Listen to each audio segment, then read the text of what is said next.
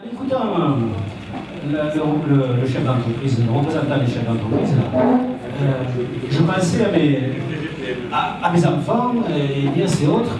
Et leur problème, actuellement, on en a 4. C'est pas d'aller au bagne, d'Allo, partout d'Allo, d'aller à Allo en France, mais une, c'est d'aller d'Allo à Bruxelles, 2 autres d'aller jusqu'à Paris, et une autre qui est en train de partir à Londres. Donc en fait, j'étais en train de me demander si la métropole ne me servirait pas à moi, vieillissant, pour pouvoir acheter un vrai appartement, comme j'ai vu à Barcelone il y a 8 jours, puisqu'à Marseille il n'y en a pas, c'est pas une métropole, et finalement que mes enfants et les enfants des autres, de nous tous, là, ben, pour eux, la métropole c'est le monde. Ils se déplacent énormément.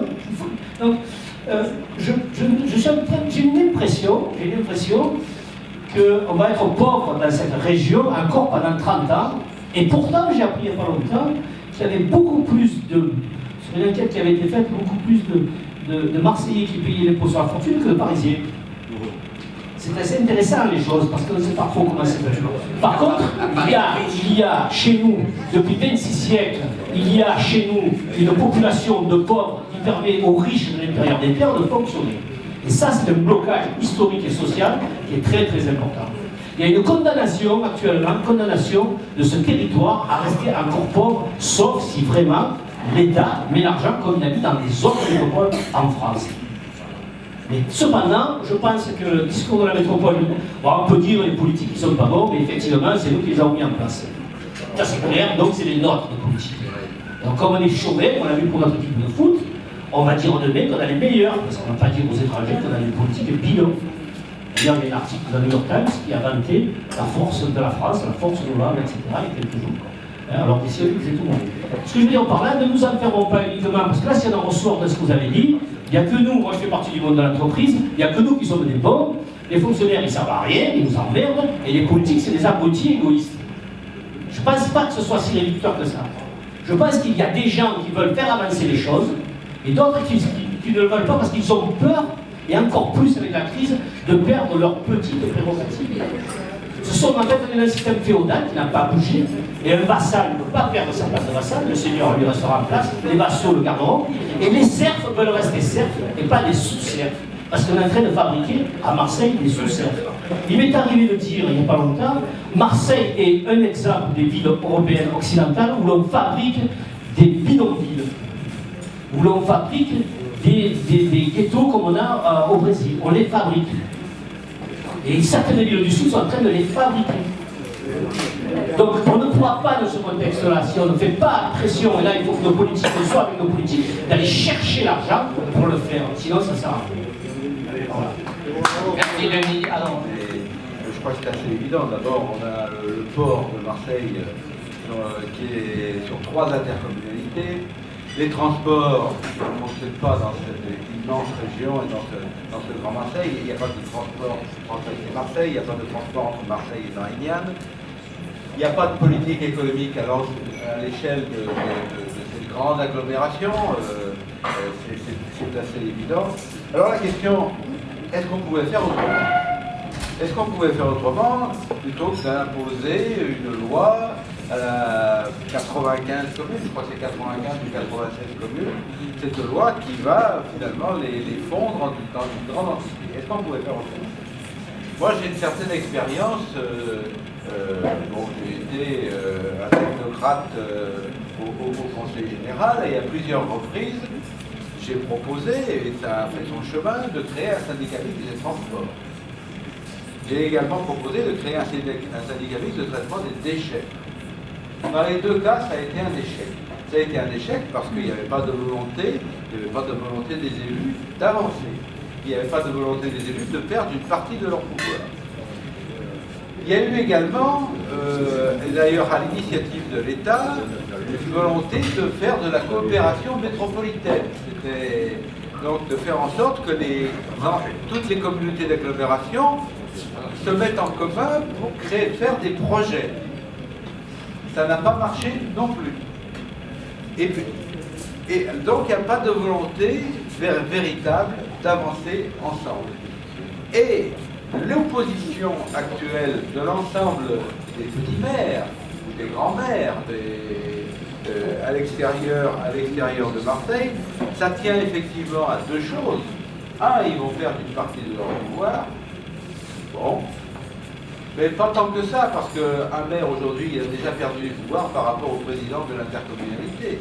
Et il gardera quasiment les mêmes compétences ultérieurement. Et deuxièmement, il va perdre une partie de ses indemnités. Je crois qu'il faut le dire. Hein, parce que par exemple, les maires de la communauté et de l'agglomération d'Aix, de la CPA, eh bien, ils sont tous vice-présidents de la CPA, quasiment tous. Sauf qu'ils sont vraiment fâchés avec Mme Joissin, ils sont vice-présidents de la CPA. Donc ils touchent leur indemnité de maire. 49 vice-présidents, voilà l'information. L'indemnité de maire plus l'indemnité de vice-président. Et il est bien évident que dans le cadre de la métropole, eh bien, il n'y aura pas 150 vice-présidents, c'est pas possible. Donc il y aura des indemnités qui disparaîtront. Dernier point important sur le projet de loi qui a été proposé. Ce que je lui reproche, moi, c'est une avancée, mais ce que je lui reproche, c'est que c'est un projet de loi un peu antique. C'est-à-dire qu'il y a un cadre, mais tout reste à faire. Et il reste notamment à définir la répartition des compétences précises entre la métropole et les conseils de territoire.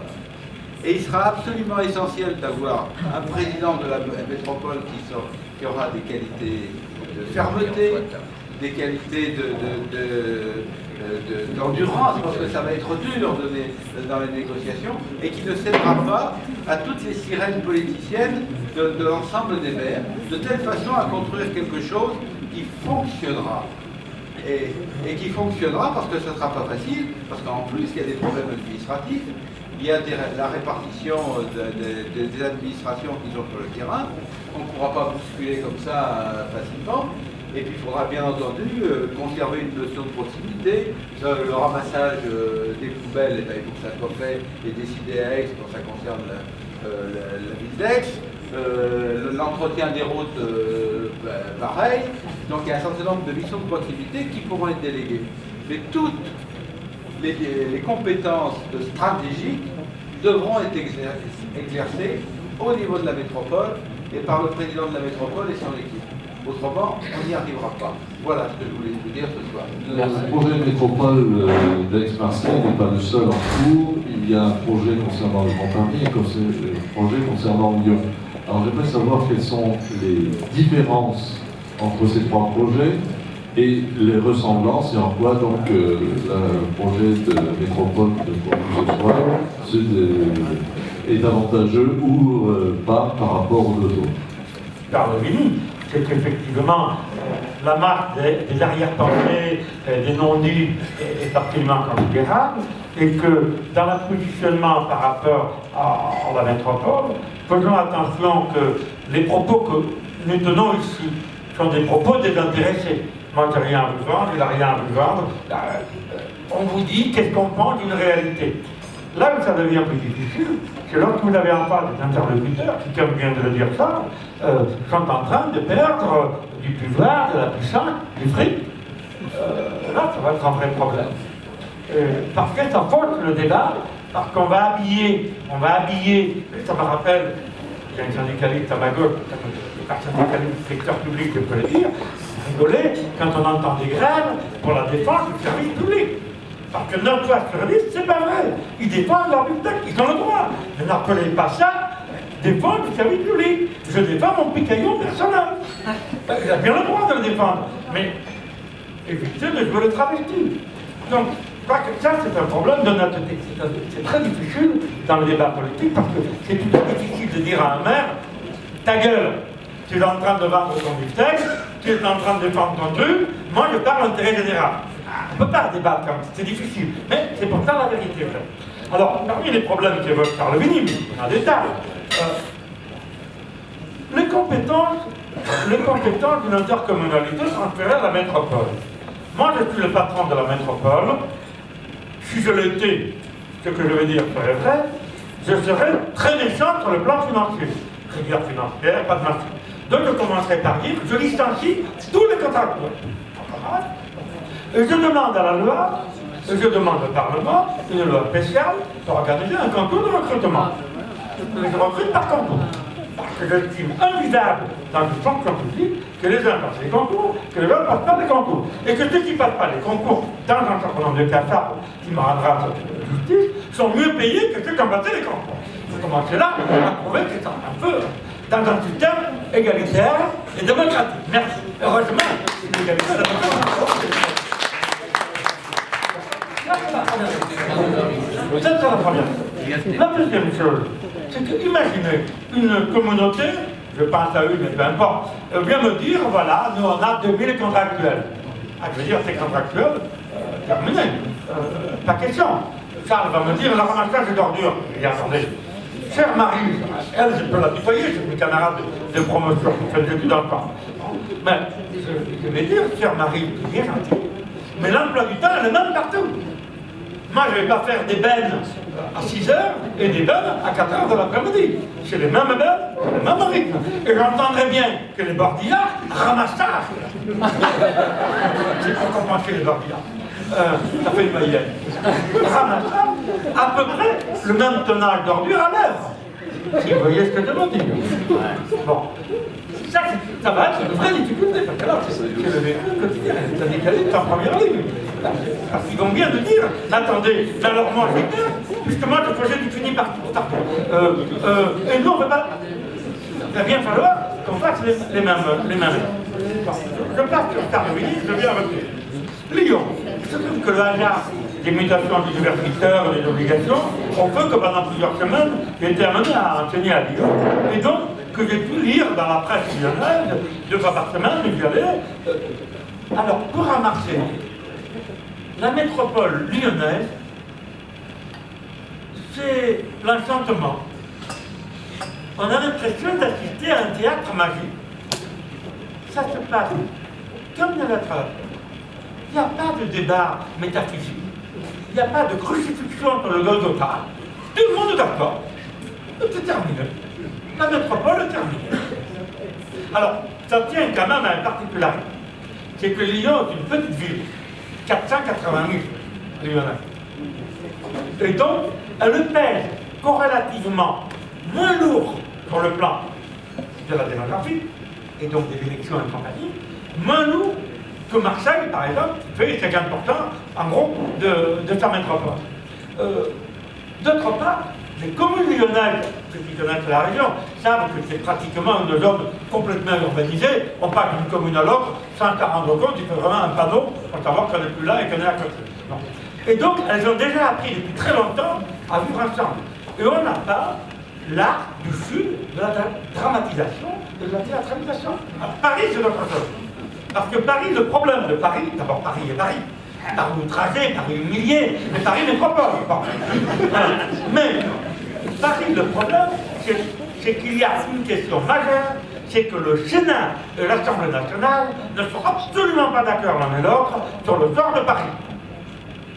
Ajoutez à ça le jeu personnel de l'actuelle maire et de la future mairesse, que je crois, c'est bien parce que comme elles sont deux sexes féminins tous les deux, on se mouille un peu. Et donc, à mon avis, on n'a pas tout. et donc, là, on a un vrai problème. Les deux chambres du Parlement ne sont absolument pas d'accord sur la composition sur la manière dont on va faire ça. Alors ça soulève d'ailleurs une autre question, qu'il vaut pour ça et pour d'autres choses, c'est est-ce qu'il est bien démocratique de confier aux habitants, aux élus d'un endroit déterminé, le soin de fixer le sort de cet endroit, alors que ce sort intéresse beaucoup d'autres personnes que celles de la ville et du secteur cantonal. Est-ce qu'il est normal de demander aux Marseillais leur opinion, imaginez, un référendum sur le métro, quand à certains moments, la population qui est dans le métro est non marseillaise et numériquement supérieure aux Marseillais? Est-ce que c'est bien démocratique de demander aux Marseillais leur opinion sur quelque chose qui les concerne en moitié? Enfin, j'ouvre là, voilà, je ne vais pas aller plus loin. Nos amis ne vont pas dormir ce soir avec des questions comme ça. C'est pas une question que je vous réponds. Alors, Alain Garton. Moi, je suis un modeste témoin de cette table. Plus sérieusement, on a plusieurs sujets. Hein. Je vais rebondir sur qui vient de nous parler des intérêts particuliers. Alors moi qui ai pris mes fonctions il y a quelques temps, j'ai fait le tour des présidents d'intercommunalité pour aller voir un peu la température, puisqu'on prenait la métropole. Et je me suis rendu compte de phénomènes assez tragiques. Au-delà des intérêts personnels, ils avaient aussi bien sûr des intérêts pour leur commune et pour leur intercommunalité. Et certains se sont égarés à nous dire, et nous étions nombreux de la délégation de la CGPME, à nous dire, mais nous, on ne veut pas payer pour Marseille, pour l'endettement de Marseille, c'est vraiment pour ça qu'on ne veut pas y aller. Et dans le même temps, notre intercommunalité, elle fait un résultat net de 19 millions par an. Quand vous chercherez laquelle c'est, 19 millions par an. Eh bien, nous allons dans les 2 ans, puisqu'on a un peu de temps, puisqu'on a repoussé un peu la loi, parce qu'elle devait être en 2015 normalement. On l'a repoussé en 2016. Pendant les 2 ans qui vont venir, eh bien, on va investir, on va faire des piscines, on va faire des stades de foot, on va faire plaisir à la population. Comme ça, quand nous arriverons dans le pot commun, nous n'aurons pas forcément la richesse que nous avons aujourd'hui. Alors là aussi, nous le disons en tant que chef d'entreprise responsable, soyons attentifs aux messages que vont passer ces mêmes candidats, puisque là ils sont redevenus candidats, dans les mois à venir, pour être vigilants, pour que dans 2 ans, on ne se retrouve pas déjà en cessation de paiement avant d'avoir commencé. Donc ça, c'est pour les budgets. Et dans le même temps, le deuxième sujet que j'avais effleuré sur notre métropole par rapport à Lyon, Lyon, au-delà de l'intelligence qu'ils ont eue localement, je crois qu'il y a eu la rencontre de 2 hommes. Le président du conseil général et le président de Lyon. Et ils se sont mis d'accord. Et ils ont supprimé un étage. Et ils n'étaient pas du même bord politique. Donc là, on a eu une intelligence collective. Et c'est ce que nous souhaitons sur ce territoire, qui est cette intelligence collective. Et on y croit. Et on va y arriver. Je voulais plusieurs interrogations, j'espère avoir des réponses ce soir. Par rapport à ce qu'a dit Jean-Claude Richy tout à l'heure, sur le périmètre de cette métropole, qui me paraît, moi, travaillant, qui fait 90% de département, donc ça me paraît beaucoup, pas assez pour faire pas 100%. Donc j'aimerais comprendre ce que vous pensez de cette pertinence de ces 90%, sur quelle base se sont fixés les technocrates, je présume, pour fixer ce périmètre-là. En même temps, pourquoi on maintient, donc je peux comprendre un petit peu, mais je voudrais d'autres explications par rapport à ce qu'a dit M. Gargani, pourquoi on maintient donc le conseil général, si ce n'est peut-être pour maintenir une rente de situation à certaines politiques professionnelles, mais j'aimerais comprendre pourquoi on va rajouter une couche supplémentaire qui va forcément de fait aggraver donc, la fiscalité, aggraver les charges locales. Et je suis un petit peu inquiet, vous parlez que la métropole va être un élément de promotion du transport et autres. Jusqu'à maintenant, je crois avoir entendu parler de Marseille-Provence Métropole, qui est peut-être un embryon, à mon sens, de métropole. Je vis dans un petit village métropolitain où je suis incapable, par les moyens de transport public, d'aller dans un village d'à côté qui est également métropolitain. Et pourtant, LBM, ça fait longtemps que ça existe. Donc, en quoi je devrais croire que ça va apporter un plus en termes de transport de faire cet énorme machin, alors que déjà Marseille-Provence Métropole n'a jamais réglé aucun problème de transport inter-urbain, inter-village, intra-métropolitain. Moi, j'apporte un petit livre qui s'appelle La métropole inachevée. C'est un travail de cœur de réflexion que j'ai travaillé dans les années 90, dans lequel j'ai participé, et dans lequel on parlait de la métropole. Tout ce qui a été sur la métropole est déjà écrit. Le livre a été publié en 1994. En particulier, j'intervenais à ce propos pour les universités. À l'époque, nous avions 3 universités à Marseille, qui était un non-sens absolu. Et là, c'est pas un ministre qui nous a dit d'en faire une seule, c'est nous-mêmes, à l'intérieur, en toute intelligence conservative, qui avons décidé, et ça a mis un temps, puisqu'elle existe depuis 1 an, c'est-à-dire en gros, une vingtaine d'années. En fait, ça fait plus de 20 ans, puisqu'elle a été créée en 70, donc ça fait presque 40 ans, pour arriver à une seule université. Mais maintenant c'est fait, c'est Aix-Marseille Université. Il y a des difficultés, encore des choses, mais ça passe bien, donc on a su faire. Tout ça pour dire qu'il y a une question qui n'a pas été posée, que je vais poser à Jean-Claude. Jean-Claude, Donc, quel est ton pronostic? Dans combien de temps la métropole vraie, celle qui fonctionnera comme une métropole? Là, c'est une question que je te pose à toi, en termes de pronostic. Quant au syndicalisme, je lui dirais qu'on a une expérience qui a été faite. Lorsque l'ensemble personnel ATOS de l'Éducation nationale a été transféré d'une part au Conseil général, d'autre part à la région, ça s'est fait sans drame, sans problème, et ça c'est quasiment bouclé. Aujourd'hui, j'ai eu à le gérer à l'époque, certains se sont interrogés, est-ce que je quitte l'État et sa sécurité pour rejoindre le Conseil régional? Est-ce que je le fais, est-ce que je ne le fais pas? Finalement, il y a eu entraînement. Disons que certains, au niveau des régions, ont appâté en nous demandant quelquefois les indices, mais ça se fait sans problème. Sans problème. Une question que j'aurais aimé poser aux chefs d'entreprise, c'est quelle est la position, vous avez pratiquement répondu, quelle est la position des chefs d'entreprise dans les communes qui sont farouchement contre? Et enfin, je terminerai en disant que j'étais commissaire enquêteur il y a encore moins d'un mois pour le SCOT, chez ma plus grande organisation territoriale, du pays d'Aubagne.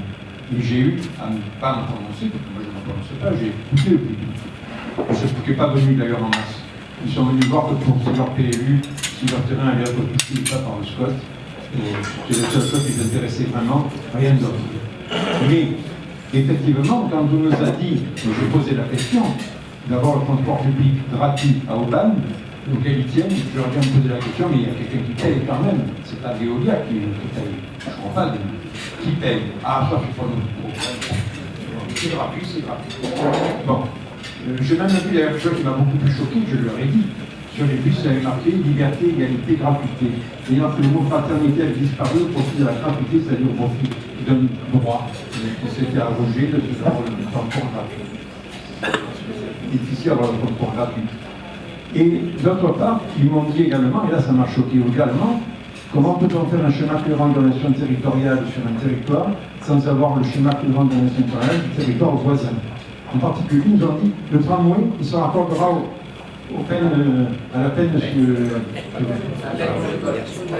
sur le Gol avec le tramway marseillais.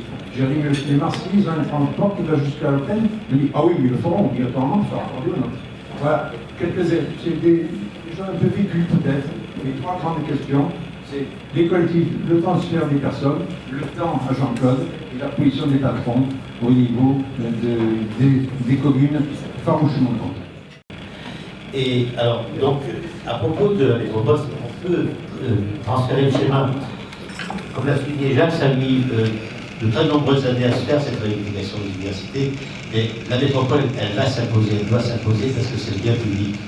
Et aujourd'hui, c'est vrai que ce qu'ont fait les universitaires, c'est autre chose, c'est une autre démarche. Ça procède il n'y a pas d'intérêt premier. Mais comme ça a été souligné, comme l'a dit Jean-Claude Richy à l'instant, les politiques qui sont élus, qui représentent et qui sont censés organiser le regroupement de cette métropole ont des intérêts immédiats, ne serait-ce que par les mandats, c'est bien connu. Bon. Donc, à partir de là, tant mieux si la loi le fait et l'impose. Eh bien, c'est très bien. Je regrette beaucoup que le gouvernement ait reporté d'un an cette histoire, qui devait se faire en 2015 et qui sera en 2016, mais ça se fera de toute façon, parce que c'est nécessaire. Voilà ce que je veux dire. Je n'ai pas le souvenir que ce soit passé aussi simplement et facilement que ça, mais c'était aussi, encore une fois, un changement de culture et un changement de secteur qui a été plus ou moins préparé, et chaque fois que c'est mal préparé, ça doit être. Mais au-delà de ça, je voudrais répondre à deux choses qui sont passées un petit peu rapidement, c'est-à-dire je voudrais défendre les travestis. Je voudrais défendre les travestis. Ce sont eux qui, soi-disant, défendent le service public, mais en fait, c'est pas pour défendre le service public, c'est pour défendre leurs intérêts de salariés du service public. Alors, c'est vrai quelquefois, et c'est faux en général, et je vous explique un petit peu pourquoi.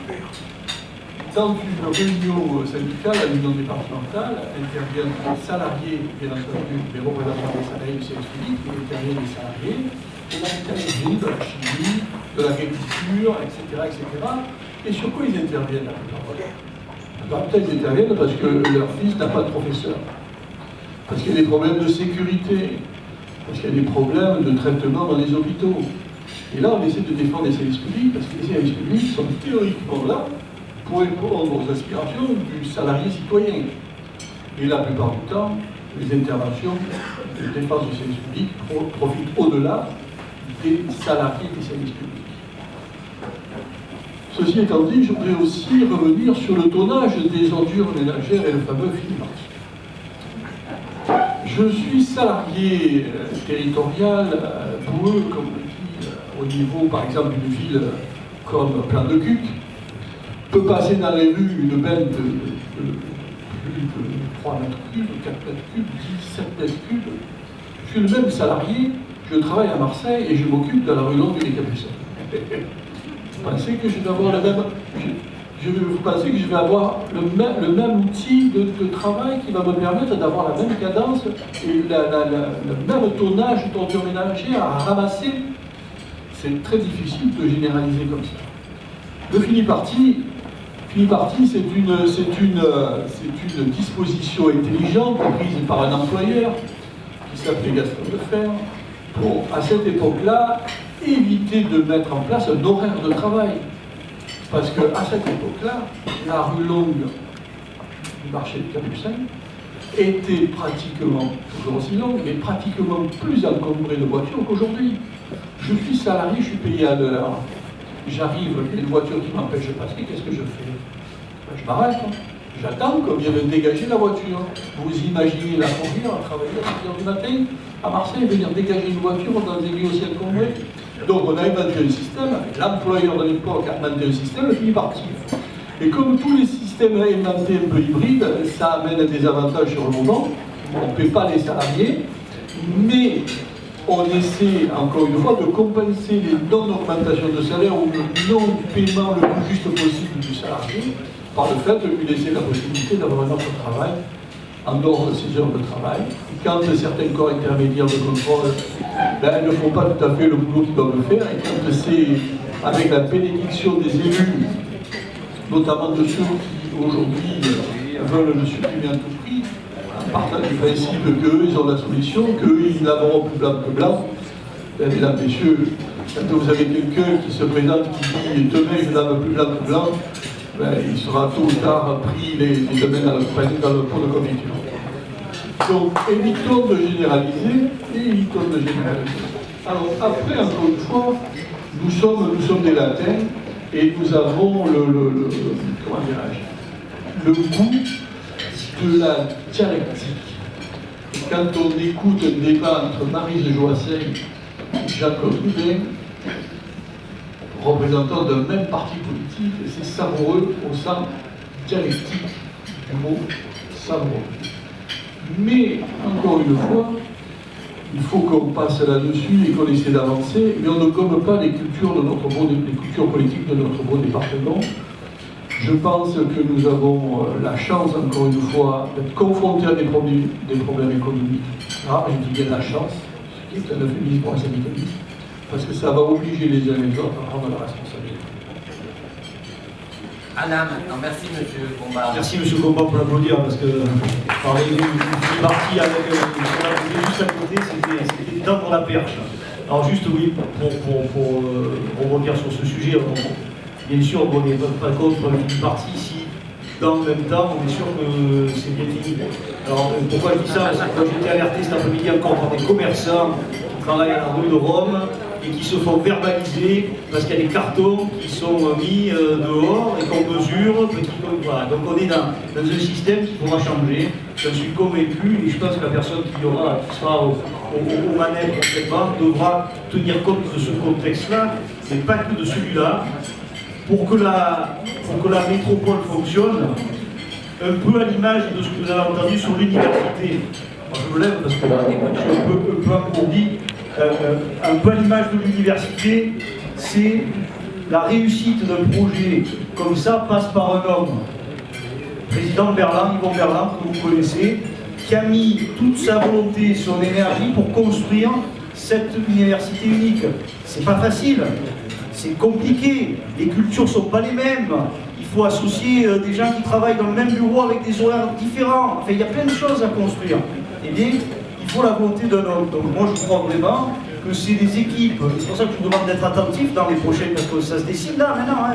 On y est dans les quelques mois, aux projets métropolitains qui seront proposés ici ou là par les élus qui vont se présenter, que ce soit à Velon, que ce soit à Aubagne, que ce soit à Marseille.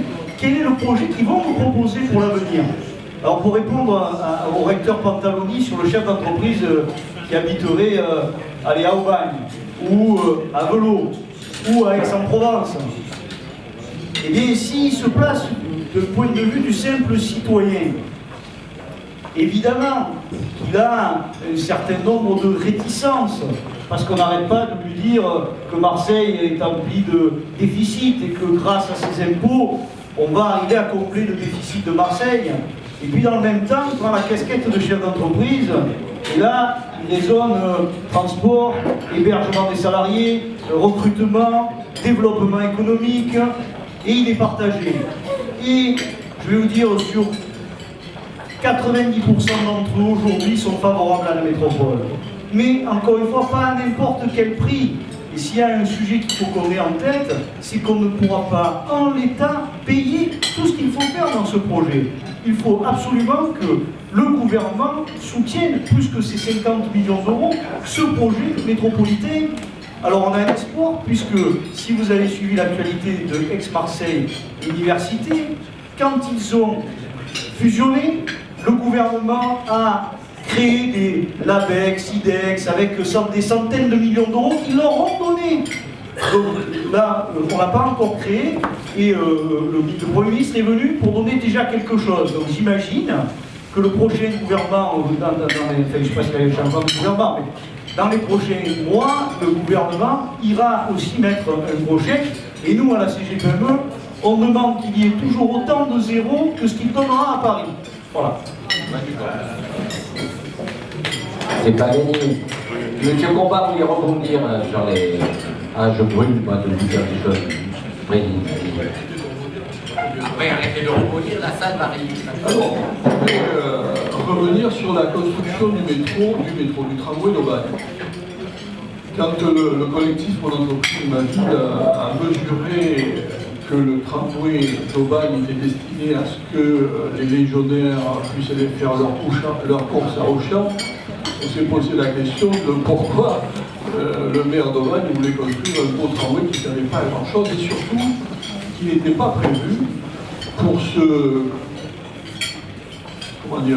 lier avec le métro ou le futur métro de Marseille. Ça a été un combat mené par le collectif, et c'est le préfet de l'époque qui a bloqué le lancement de la construction de ce tramway, alors que les études avaient été financées, et le maire d'Aubagne a bien été obligé de faire en sorte, entre parenthèses, que ce tramway puisse se relier et avec le futur tramway qui viendrait de Marseille. Ce qui montre bien que là encore, ce collectif a eu un intérêt et des résultats. Sinon, le tramway de Marseille, le tramway d'Aubagne resterait pour les légionnaires. La CAPA va, elle aussi, construire son tramway. Et son tramway, si encore une fois le collectif ne se bouge pas, j'ai bien peur qu'il reste là aussi pour Aix-en, pour les métiers. Ce qui montre bien que la construction, mais ça montre bien que la métropole est la seule division géographique qui puisse permettre enfin de construire des éléments aussi importants que les tramways en fonction d'une conception globale du transport. Sinon, on fait chaque fois une cloche blanche, chacun fait son petit truc chez lui et ne pense pas au projet. Puis je voudrais taquiner le président de la CGPME que j'aime bien pour savoir s'il se rappelle quand même que les ordures ménagères à Marseille ne sont pas ramassées que par des employés territoriaux, des entreprises privées. Ils s'en foutent, bon, alors s'ils s'en foutent, il n'y a pas de problème, mais ça montre bien aussi qu'il ne faut pas trop critiquer. Comment il répond de là? Il va le dire, Robert. Ça veut quand même dire qu'il ne faut pas toujours marcher sur la tête des salariés comme Alors, je rebondis encore une fois, parce que moi je n'ai encore rien contre les salariés territoriaux. J'observe, comme tout citoyen, un système qui ne marche pas, Et donc je dis, ce système, à un moment donné, il faut changer ou l'améliorer. Voilà, donc ça c'est ce sujet. En revanche, il y a quelqu'un qui parlait du tramway, des transports en Aubagne, gratuits. Les amis, vous avez vu des choses gratuites? Moi je n'ai jamais vu. Il y en a rien qui paye. Alors je vous le dis en aparté, il y a dans les entreprises un truc qu'on appelle la taxe de transport. Hein, en Aubagne, elle est au maximum. Quand je me suis permis de dire entre guillemets il s'en fout, c'est parce que pour le citoyen, quand nous avons un marché public ou une délégation de service public, c'est la collectivité qui est responsable du service. Alors le fait de dire que le service n'est pas en régie directe, excusez-moi, je parle un peu spécialiste, mais qu'il est délégué ou qu'il est donné par marché à une entreprise, le résultat est le même, on doit attendre le même résultat, et c'est le service public qui est jugé. Donc ça ne gère pas, ça exonère de la responsabilité nos fonctionnaires territoriaux, et avec lesquels je me rapproche un petit peu quand même d'Alain Combat. Je ne peux pas dire tout seul dans ce débat ce soir. Tout n'est pas blanc et tout n'est pas noir. Il ne suffit pas de dire il faut régler ce problème, ça va très mal. D'abord, ça s'est amélioré. Il ne faut pas passer son temps à se flageller. Il y a des conditions particulières au niveau de l'urbanisme aussi, au niveau de la voirie, au niveau du comportement de ceux que l'on appelle des citoyens qui ne le sont pas. On a des circonstances aggravantes qui font que même la perception de la propreté de la ville est plus négative. Il y a un facteur, par exemple, lié au Mistral. Quand vous avez 2 ou 3 papiers gras et que vous n'avez pas de Mistral, il reste sur place. Quand vous avez un Mistral très fort, il circule et ça accentue la vision que nous avons. Et je vous invite à circuler dans certaines rues de Marseille. Et si vous étiez éboueurs, si nous étions éboueurs, arriver devant des conteneurs avec tout ce qui est déposé tout autour, ça dépasse l'entendement. Il faut beaucoup de bonne volonté pour que les éboueurs, ceux qui finalement enlèvent ce que nous produisons comme déchets, souvent de manière excessive, souvent sans faire l'effort de faire le tri sélectif, etc., même si tous les moyens ne sont pas mis en œuvre. Il faut aussi respecter, avant de sanctionner et de manager ces personnels, dans ce travail qu'ils font pour cette société de consommation que nous avons su alimenter allègrement. Donc il faut mesurer les choses, et tout n'est pas blanc et tout n'est pas noir, et tout n'est pas aussi simple que ce que veulent bien le dire un certain nombre de gens, notamment les médias. Voilà, mais cela étant dit, on peut régler les problèmes.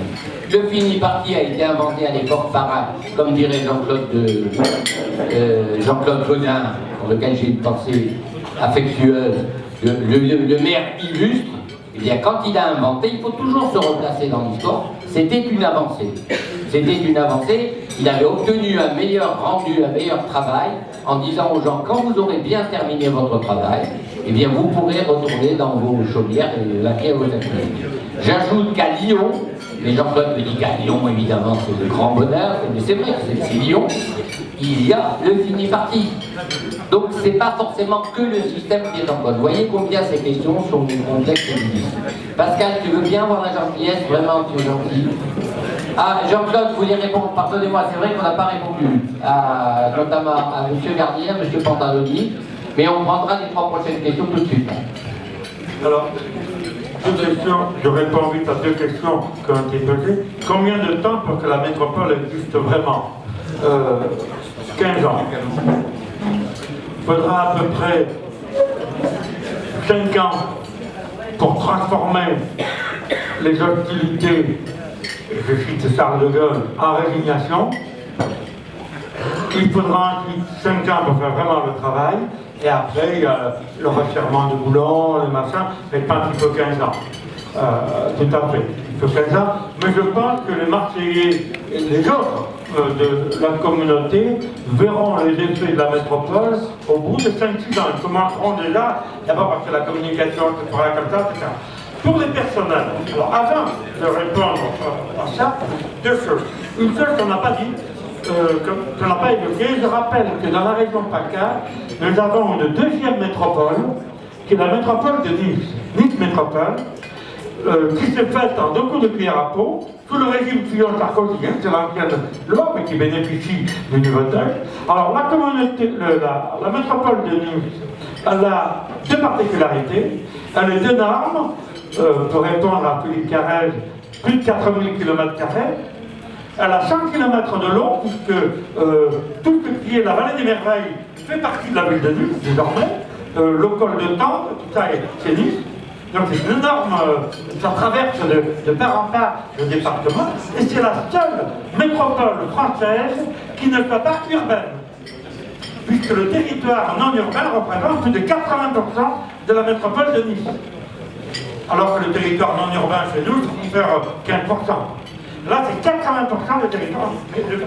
Deuxièmement, il faut savoir, parce que c'est une règle juridique classique, comme on l'a fait dans toutes les autres formes d'intercommunalité, quand la métropole va naître, elle va hériter de toutes les dettes, de tous les engagements et de toutes les créances des ex-composantes devenues métropoles. Donc, tous les personnels deviendront de facto personnels de la métropole, chacun, parce qu'il y a une loi, chacun avec son statut propre. Ça veut dire que le contractuel de plan de culte deviendra contractuel de la métropole aux conditions de son contrat. Hein, elle ne va pas changer les contrats. Après, elle va changer. Mais je veux dire, au départ, c'est un héritage sans bénéfice inventeur de la totalité du passif et de l'actif, bien entendu. Ce qui veut dire par conséquent que si la ville X, on va prendre, qui aurait engagé illégalement l'organisation d'un marché public, ce marché public est attaqué, le procès a déjà commencé, avant la métropole, il se poursuit après la métropole, c'est la métropole qui est condamnée. Mais évidemment, ça c'est la succession d'État, c'est la succession juridique.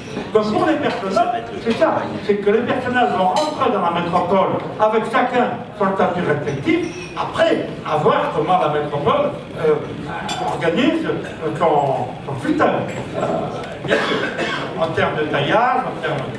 Voilà. Merci, monsieur le président. Un mot pour monsieur Garnier sur sa question sur le département, sans polémiquer. S'il a posé une question, pourquoi le département n'a pas été... D'abord, on est revenu sur la réforme de Sarkozy qui avait commencé à l'initier par le fameux conseiller territorial, et très vite le nouveau gouvernement est revenu dessus. Et deuxièmement, il y a des raisons politiques, nous n'aura pas d'histoire.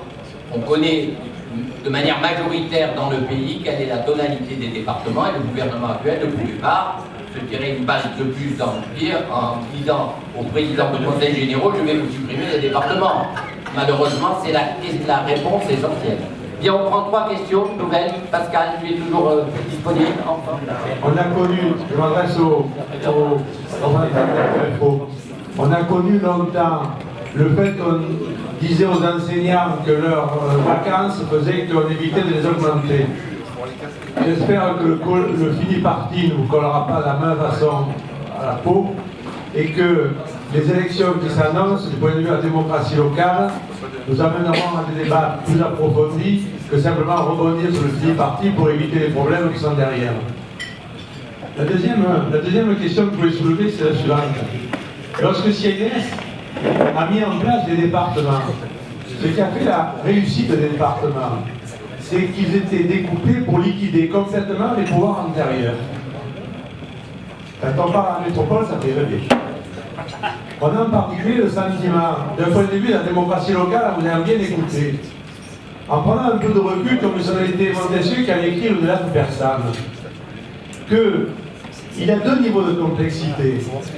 Les complexités techniques que vous avez largement évoquées, et les complexités humaines que vient de rajouter un corps d'élus qui se superpose et qui remplace les intérêts des citoyens. Et on se demande de ce point de vue si un discours ouvert sur la démocratie locale ne dirait pas aujourd'hui combien ces élus qui se substituent souvent au nom d'intérêts relativement égoïstes de la commune pour moins payer d'impôts, combien ils peuvent se substituer à leurs propres citoyens, combien ils sont peut-être le principal obstacle dans leur existence à l'évolution, combien les évolutions passent nécessairement par leur suppression, ou peut-être peut-on poser la question à l'envers. Est-ce que la question du temps n'est pas simplement qu'aujourd'hui, dans les négociations qui sont indispensables pour avancer, vous l'aviez fort bien dit sur la question de la suppression du département, est-ce qu'on n'est pas simplement dans un début de processus, en allant le plus loin possible par rapport à cette inertie que représente le système des élus en France, pour voir quels sont les partis qui vont pourrir et tomber, de manière à faire que dans le temps, on pourra évoluer davantage les nouvelles structures, donc la métropole et le premier chantier. On a parlé il y a peu de temps de besoin de concertation non voulue par les politiques, d'intérêts particuliers des politiques, d'intérêts économiques mal compris par les politiques. Et est-ce que l'on va persister dans le fait d'encadrer la métropolisation par un préfet, ou est-ce que l'on va compter par un maire élu, par un président des maires élu par une majorité de maires contre la métropole, pour mettre en place une loi qu'ils n'ont pas envie de mettre en place? Donc en gros, quel sera le rôle de l'État dans l'encadrement de cette... Est-ce que c'est prévu? Et une définition de l'intelligence dit que c'est la survie. Alors on est en plein dans le cas présent, et moi j'adhère absolument à ce que vous avez dit tout à l'heure, monsieur le professeur, à la fin de votre premier entretien, c'est que cette métropole, c'est un mal indispensable pour l'avenir, pour une raison bien simple, c'est que si nous voulons vraiment prévoir, il faut faire des structures qui envisagent non pas le petit village et son petit environnement, comme vous le disiez, mais qu'il faut voir plus loin, c'est-à-dire qu'un village, ça n'est qu'un point sur la France qui doit être relié à tout le système français. Donc, ne serait-ce que pour cela, je pense que c'est quelque chose qui devrait être nécessaire et qui doit se faire. En 15 ans, ça sera long, et si ça se fait dans de bonnes conditions, ça sera très bien.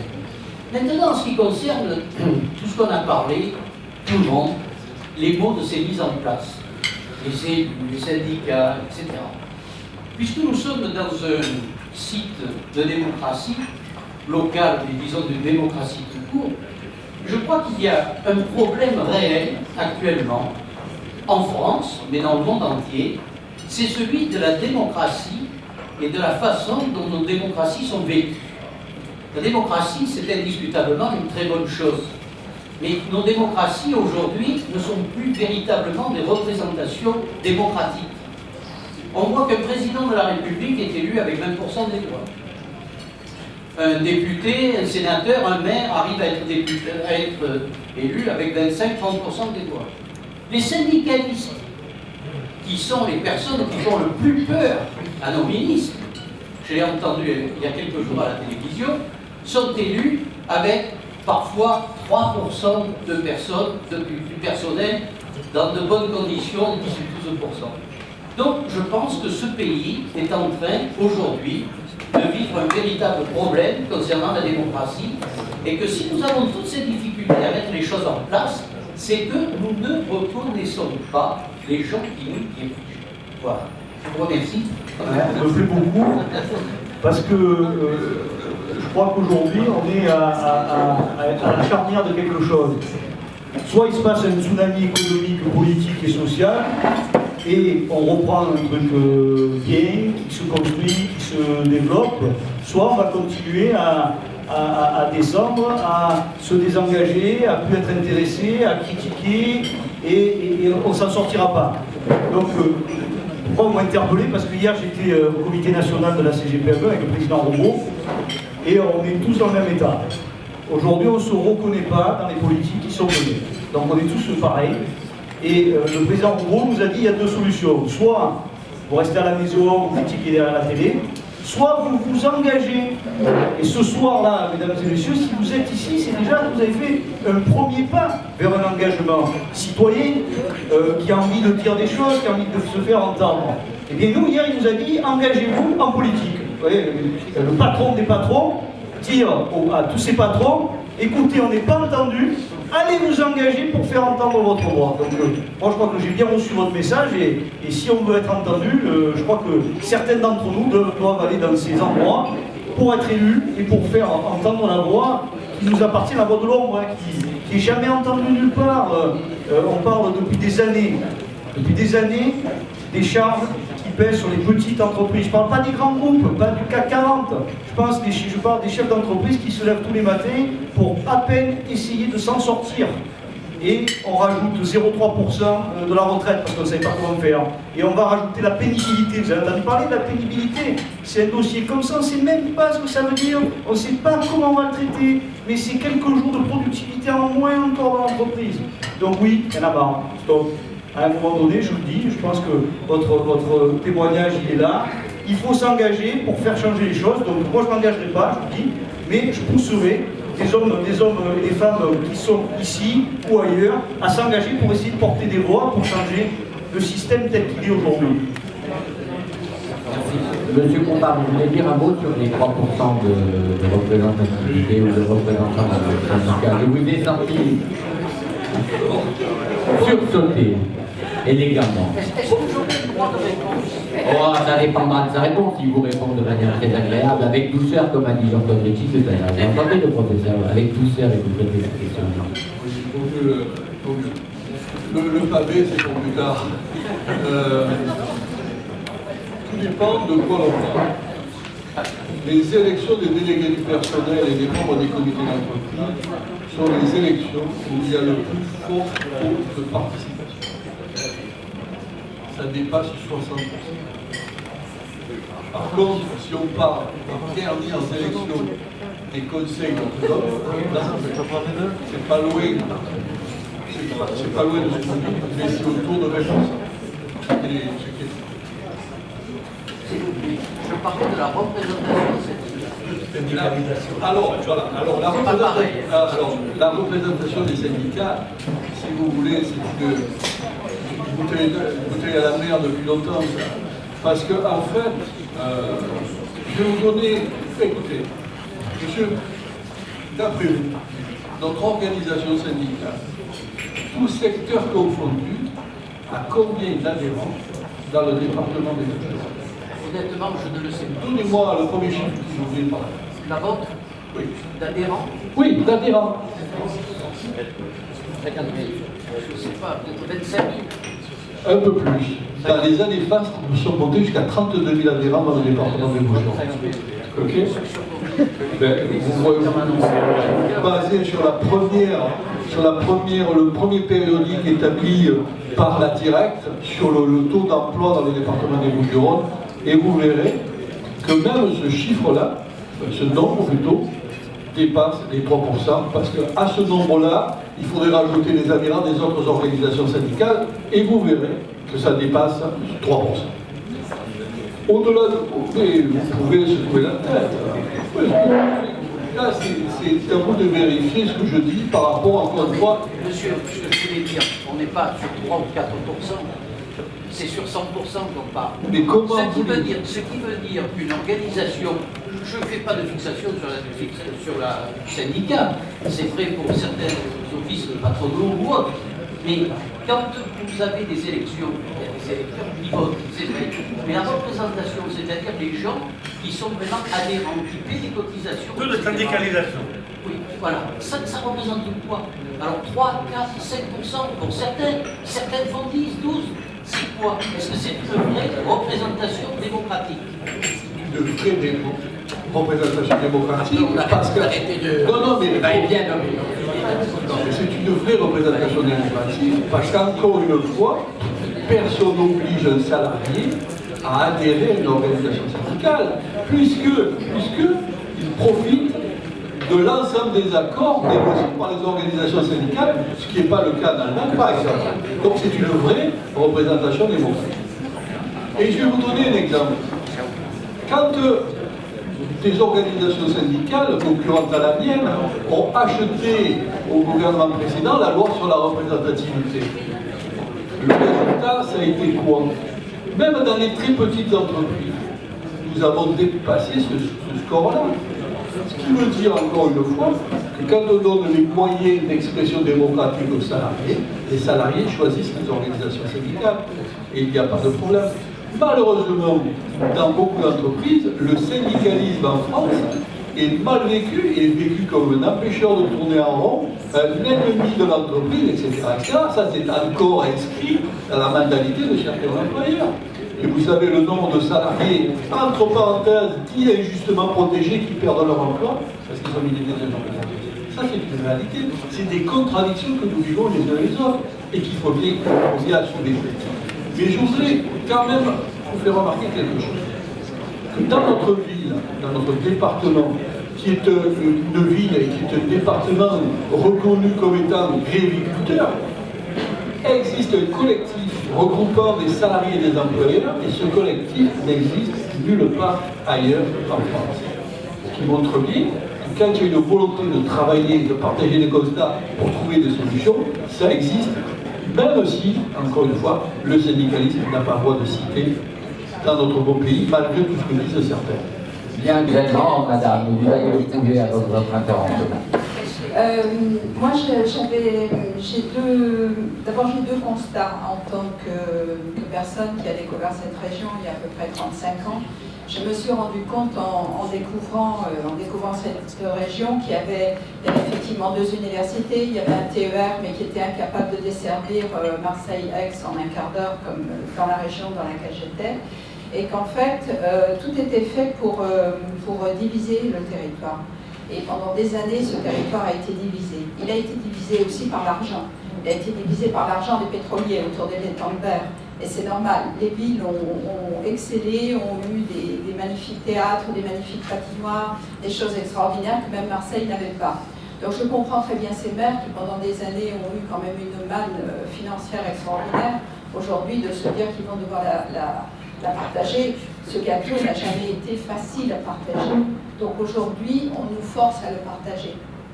Ce qui était bien dans la précédente loi de décentralisation de Chevènement, c'est qu'il y avait une incitation financière.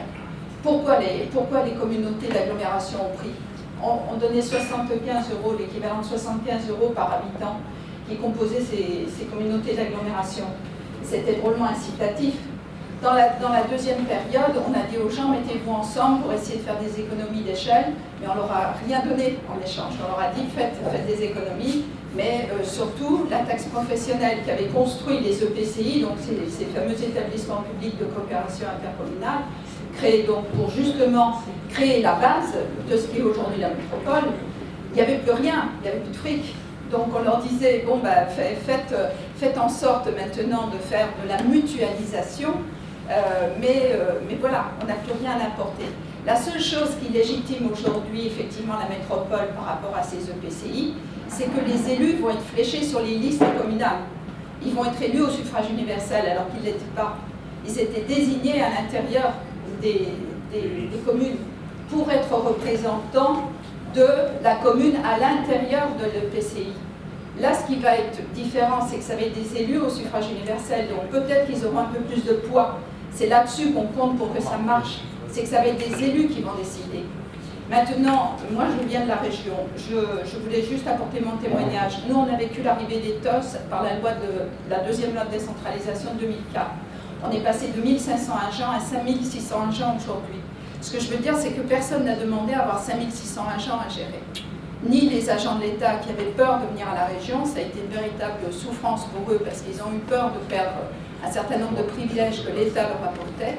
Mais surtout, la région a aussi absorbé ses agents et a eu un mal fou. Autour de la table, on a des collègues, on a vécu ça. On a vécu ça avec la frayeur des agents, leur inquiétude, la peur d'une perte de statut, d'une perte de droit, etc. Ce que je veux dire aujourd'hui, c'est que ces agents, ils y ont gagné. Ils y ont gagné à la fois en avantage numéraire, parce que monsieur disait le régime indiciaire. Non, le régime indiciaire, on ne change pas. C'est le régime indemnitaire sur lequel on peut bouger. L'IFTS, l'IAT, les indemnités qu'on peut donner aux agents. Mais l'indemnitaire, l'indiciaire, on ne bouge pas. C'est des grilles. On est dans des grilles. Certes, on est protégé, mais on est dans des cages dorées, avec des barreaux qui sont très très bien stratifiés, qui font qu'on ne peut pas trop bouger. Donc ce que je veux dire, c'est que cette crainte des agents, qui a été celle des agents de la région, moi ce que je voudrais dire aujourd'hui aux agents qui sont des territoriaux, qui vont se retrouver dans les métropoles, c'est de ne pas s'affoler. Si leurs élus perdent de l'argent, dans la mesure où ils vont devoir effectivement partager cette manne financière, c'est que pour les agents, ça va être plutôt un mieux pour leur statut. Parce qu'on ne va pas les tirer vers le bas, on va essayer de tirer vers le haut le statut de ces agents. C'est des agents, pas sûrs, mais en tout cas on va faire en sorte, Si c'est un combat syndical, on va faire en sorte qu'effectivement, ça soit tiré vers le haut. Mais ce n'est pas forcément une perte d'avantage, parce qu'il y a des communes dans lesquelles les agents ont des taux d'indemnité qui sont très très basses, qui sont 1 DAT, 2 DAT. À la région, on est à 6 DAT. Un IAT, c'est 35 € pour vous faire simple. Sur l'échelle de Richter, il y en a 8. Donc, si vous en avez un dans une commune et que vous en avez 6 à la région, vous en avez 6 au département et que vous en avez 4 à la ville de Marseille ou 5 à la ville de Marseille, logiquement, on ne va pas tirer vers le bas, on ne va pas aller vers le 1. Vous croyez que les agents qui ont réussi à avoir un taux d'indemnité à 6 ou à 5 vont revenir vers le 1? Pas sûr. Pas sûr. Donc en fait, je pense qu'il y aura un nivellement quand même, mais il y aura une... ça peut être pour les agents, ça peut être un plus. En tout cas, il faudra que ça soit un plus. Vous avez raison de dédramatiser pour les territoriaux qui seraient ici, en leur disant d'abord il ne faut pas être anxieux, de toute façon le changement c'est pas toujours négatif. Je suis moins optimiste que vous, compte tenu des données actuelles et du niveau de financement et du taux d'endettement. Par exemple, quand vous prenez la communauté de Marseille MPM, il y a un taux d'endettement qui est considérable, Il nous faudra des années. Bon. Donc c'est pas aussi simple. Et le fait de passer d'une commune déterminée à la métropole ne permettra pas. Mais j'ai une question un peu coquine à vous poser, ne soyez pas inquiète. Trouvez-vous juste et normal et quels sont les... Qu'est-ce qui légitime le fait que si je suis agent de l'État et que je passe à la région, j'ai ipso facto un régime indemnitaire qui augmente? Ça, c'est les citoyens qui peuvent vous la poser. Eh bien, tout simplement parce que vous passez d'un employeur qui est l'État, certes, ça j'avais très bien compris. Pourquoi est-ce que c'est parce que je vais chez M. Rosel que lui, il va mieux me soigner parce que la proximité amènera? Parce qu'il a une vision sociale. Il va sortir les agents d'une certaine précarité où l'État se permet ce que les entreprises n'ont pas le droit de faire. C'est-à-dire d'embaucher des gens du mois de septembre au mois de juin et de les laisser en chômage du mois de juin au mois de septembre. Moralité, État mauvais employeur, collectivité territoriale, bon employeur. Je rappelle que et entreprise, bon employeur, à la limite. Je trouve que l'État ne donne pas l'exemple. Tout à fait, monsieur. Tout à fait. Bon, si vous me permettez, en tant que chef d'entreprise, de rebondir sur ce que...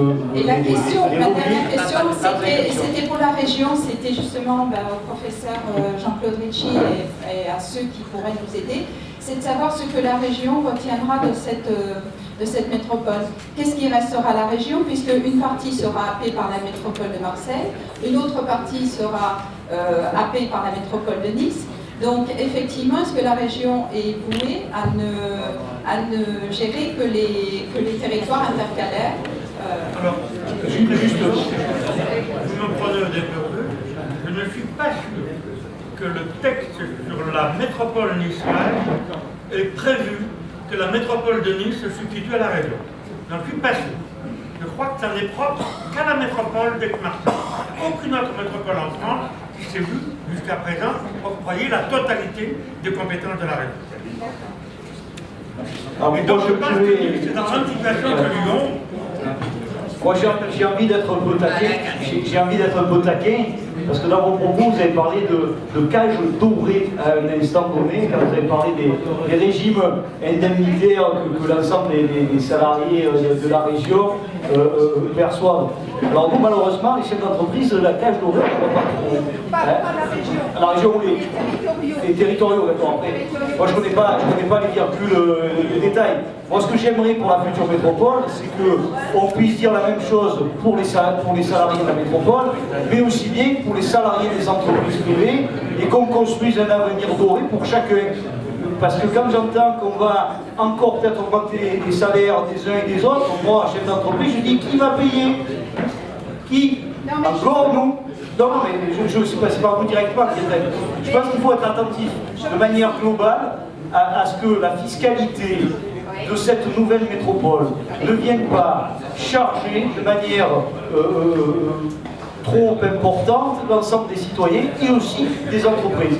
Et le deuxième sujet, c'est de dire clairement, on est dans le même bateau, un bateau métropole, que ce soit les fonctionnaires, que ce soit les salariés, que ce soit les chefs d'entreprise et les hommes politiques. Donc je crois qu'il faut qu'on arrive à travailler ensemble. Et ces réunions sont intéressantes, mais il faudrait qu'il y ait plus d'hommes politiques, maires, qui vont être les constructeurs de la métropole pour entendre aussi tous ces messages.